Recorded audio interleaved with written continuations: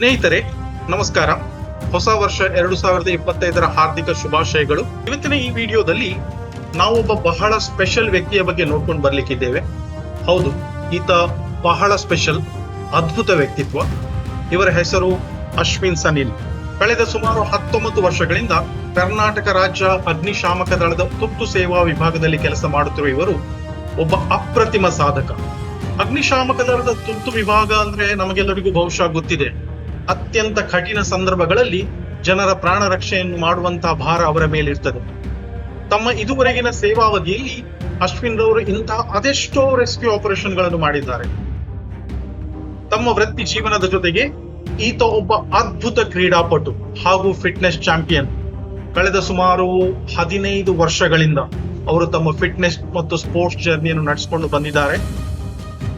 ರಾಜ್ಯ, ರಾಷ್ಟ್ರ ಅಷ್ಟು ಮಾತ್ರವಲ್ಲ, ಅಂತಾರಾಷ್ಟ್ರೀಯ ಮಟ್ಟದಲ್ಲಿ ಪ್ರತಿನಿಧಿಸಿ ಅದೆಷ್ಟೋ ಪುರಸ್ಕಾರ, ಪ್ರಶಸ್ತಿಗಳನ್ನು ಪಡೆದಿರುವುದು ಬಹಳ ಹೆಮ್ಮೆಯ ವಿಚಾರ.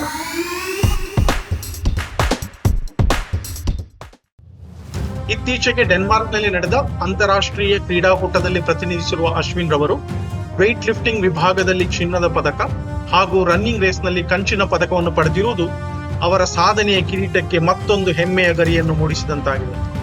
ಅವರು ಈ ಕ್ರೀಡಾಕೂಟದಲ್ಲಿ ಪರ್ಫಾರ್ಮೆನ್ಸ್ ಮಾಡಬೇಕಾದ್ರೆ ಅಲ್ಲಿಯ ಆಯೋಜಕರು ಅಥವಾ ಅನೌನ್ಸ್ ಮಾಡುವವರು ಅವರನ್ನು ಇಂಡಿಯನ್ ಬೀಸ್ಟ್ ಅಂತ ಒಂದು ಹೆಸರಿಂದ ಕರೆದಿರುವುದು ಅವರ ಸಾಧನೆ ಯಾವ ಉನ್ನತ ಮಟ್ಟದಲ್ಲಿತ್ತು ಎಂಬುದಕ್ಕೆ ಒಂದು ಪ್ರತ್ಯಕ್ಷ ನಿದರ್ಶನವಾಗಿದೆ.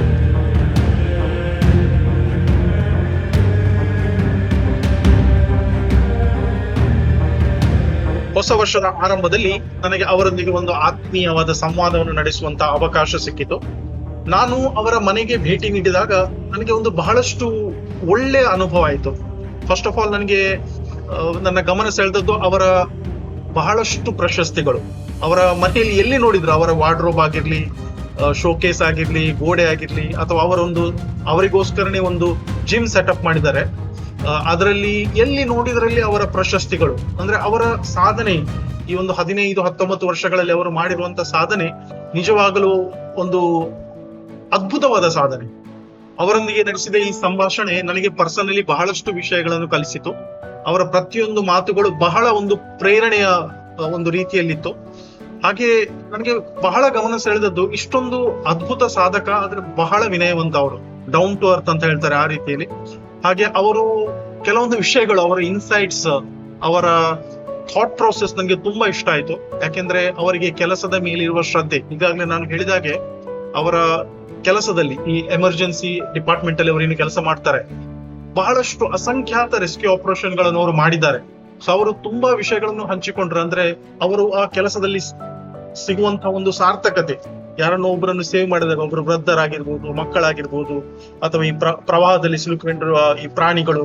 ಸೊ ತುಂಬಾ ಅಂತ ರೆಸ್ಕ್ಯೂ ಆಪರೇಷನ್ ಗಳಲ್ಲಿ ಅವರು ಒಂದು ಕೆಲಸದಲ್ಲಿ ಅವರು ಕಾಣುವಂತಹ ಸಾರ್ಥಕತೆ, ಕೆಲಸದ ಮೇಲೆ ಅವರಿಗಿರುವಂತಹ ಪ್ರೀತಿ, ಶ್ರದ್ಧೆ, ಹಾಗೆ ಅವರು ತಮ್ಮ ಫಿಟ್ನೆಸ್ ಮತ್ತು ಸ್ಪೋರ್ಟ್ಸ್ ಜರ್ನಿ, ಅದು ಹೇಗೆ ಅವರ ಕೆಲಸಕ್ಕೆ ಒಂದು ಪ್ರೇರಣೆಯನ್ನು ಕೊಡ್ತದೆ. ಮತ್ತೆ ಫಿಟ್ನೆಸ್ ಮತ್ತು ಸ್ಪೋರ್ಟ್ಸ್ ನಮ್ಮ ಯುವ ಜನತೆಗೆ, ಎಸ್ಪೆಷಲಿ ನಮ್ಮ ಎಲ್ಲರಿಗೂ, ನಮ್ಮ ಸಮಾಜದ ಎಲ್ಲರಿಗೂ ಯಾಕೆ ಎಷ್ಟೊಂದು ಮುಖ್ಯವಾಗಿ ಬೇಕು, ಹಾಗೆ ತುಂಬಾ ವಿಷಯಗಳನ್ನು ಹಂಚಿಕೊಂಡಿದ್ದಾರೆ.